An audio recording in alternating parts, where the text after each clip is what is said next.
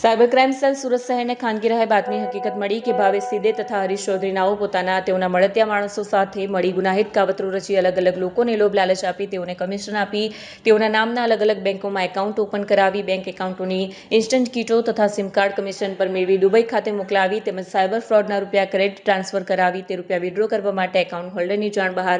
Bank account સાથે link mobile નંબરનો ગેરકાયદેસર ઉપયોગ કરી તેના દ્વારા ઓનલાઈન ટ્રાન્ઝેક્શનો કરવા માટે નેટ બેન્કિંગ એપ્લિકેશનોનો ખોટી રીતે ઉપયોગ કરી તેના દ્વારા સાયબર ફ્રોડના રૂપિયા જુદા જુદા એકાઉન્ટોમાં ટ્રાન્સફર કરી તે રૂપિયા બેંક એકાઉન્ટોમાંથી એટીએમ કાર્ડ દ્વારા વિડ્રો કરી દેશના જુદા જુદા ભાગોમાં સાયબર ક્રાઇમના ગુના આચરતી ગેંગ સાથે મળી સાયબર ક્રાઇમની પ્રવૃત્તિ કરી રહેલ છે તે બાતમી આધારે રેડ કરતા રેડ દરમિયાન ભાવેશ મનોજભાઈ સિંદેની ધરપકડ કરવામાં આવી છે. રિપોર્ટર કિશોર ઠાકુર, સુરત. સુરત શહેર સાયબર સેલ દ્વારા નાયબ મુખ્યમંત્રી સાહેબની સૂચનાથી ઓપરેશન મ્યુલ હન્ટની કામગીરી સતત ચાલુ રાખવામાં આવ્યું છે અને એ કામગીરી હેઠળ અમે લોકોને એક બાતમી મળી જેમાં એક ગેંગની માહિતી મળી કે એ ગેંગ સુરતમાં અલગ અલગ મહારાષ્ટ્રમાં અલગ અલગ બેંકોથી ખાતાઓ મેળવી અને અહીંયા પૈસા ઉપાડવાનું કામ કરે છે. આ બાદની હકીકત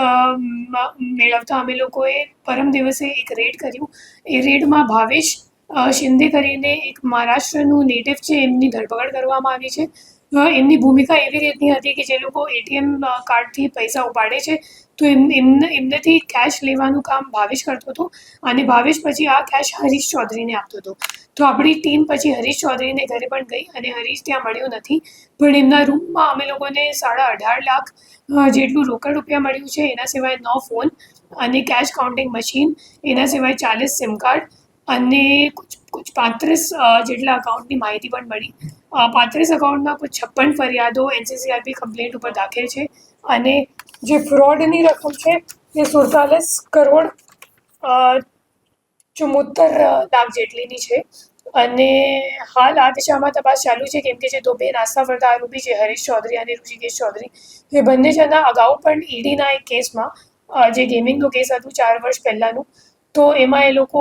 અરેસ્ટ થઈ ચૂક્યા છે ઓલરેડી. એમને મતલબ ગુનાહિત ઇતિહાસ છે એમને વિરુદ્ધ અને હજી એમને પકડવા માટેની અમે લોકોની તપાસ ચાલુ છે.